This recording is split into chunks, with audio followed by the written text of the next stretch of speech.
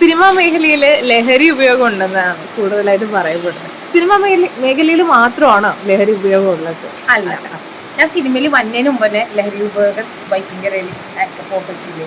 എൻ്റെ അച്ഛൻ യൂസറെ കണ്ടിട്ടുള്ള സിനിമയ്ക്കകത്തല്ല അവർ വർക്ക് ചെയ്യണേ, ഡ്രൈവർമാരാണ് അല്ലേ. പിന്നെ വെറുതെ ഇരിക്കുന്ന ആൾക്കാർ. പിന്നെ ഈ കഴിഞ്ഞ ദിവസം ഞാനൊരാളെ തെറ്റാതെ വെച്ചെടുത്തു. അയാളെ തല്ലിന് ഓടിച്ചിട്ട് അയാളെ കോളനിയിൽ വെച്ചതല്ലേ, പേരൻ്റ് റോഡ് തെറ്റാലി വെച്ചിട്ട് തന്നെ ദേഹത്ത് ഓടിപ്പിച്ചില്ല. കാരണം ദേഹത്ത് എനിക്ക് തൊടാൻ നടപ്പറത്, കാരണം അയാളുടെ ആവശ്യം അതാ. ചിലതുണ്ട് തല്ലിക്കൊള്ളണത് വരെ അതൊരു സുഖമായിട്ട് കാണുന്ന ആൾക്കാർ. അപ്പം അങ്ങനെയുള്ള ആൾക്കാർക്ക് ഉണ്ട്. തെറ്റാലി വെച്ചതല്ലേ, പക്ഷെ ആ നാട്ടുകാർ മൊത്തം, കോളനിയിലുള്ള ആൾക്കാർ മൊത്തം താങ്ക്സ് പറഞ്ഞു. അപ്പോൾ അതിലേക്ക് ഇങ്ങനെ കടക്കാരെ വരെ പറയും നിങ്ങൾ ചെയ്ത് നന്നായി. കാരണം കുഞ്ഞുങ്ങളൊക്കെ അയാൾ അനാവശ്യം പറയും. ഒരു പെണ്ണ് കുഞ്ഞാൽ പോലെ അയാൾക്ക് ചെയ്യണം.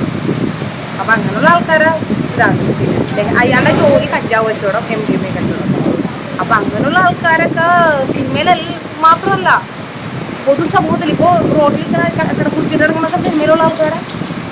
പിന്നെ കൂടുതലും ഇപ്പോൾ 4 പേര് നിൽക്കണമെങ്കിൽ ആ 4 പേര് കുടിക്കുന്ന ആൾക്കാരാണെന്നുണ്ടെങ്കിൽ അതിൻ്റെ അകത്ത് ഒരാൾ കുടിക്കാത്ത ഒരാളാണെങ്കിൽ അയാൾ അവോയ്ഡ് ചെയ്യും.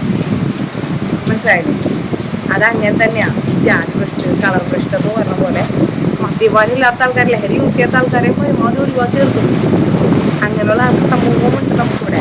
ഓപ്പണായിട്ട് സംസാരിക്കുന്ന ആൾക്കാർ, അതായത് കാര്യങ്ങൾ വ്യക്തമായിട്ട് തുറന്നു പറയുന്ന ആൾക്കാരെ നമ്മൾ ഒഴിവാക്കി നിർത്തും. ഇത് കഴിഞ്ഞ് കുറെ കഴിയുമ്പോഴത്തേക്കും ഹേമാക്കാൻ പറ്റും. അങ്ങനെയുള്ള കാര്യങ്ങൾ നോ പറയേണ്ടത് നോ പറയാ. അതിപ്പോൾ കുറെ കഴിയുമ്പോൾ കുറെ നഷ്ടങ്ങളുണ്ടാവും, എന്നാലും സമാധാനം ഉണ്ടാവും. ഓക്കെ, ചിരിച്ചോണ്ടിരിക്കും ഇങ്ങനെ. ഞാൻ ഇങ്ങനെയാണ്, എൻ്റെ വ്യക്തിത്വം ഇങ്ങനെയാണ്.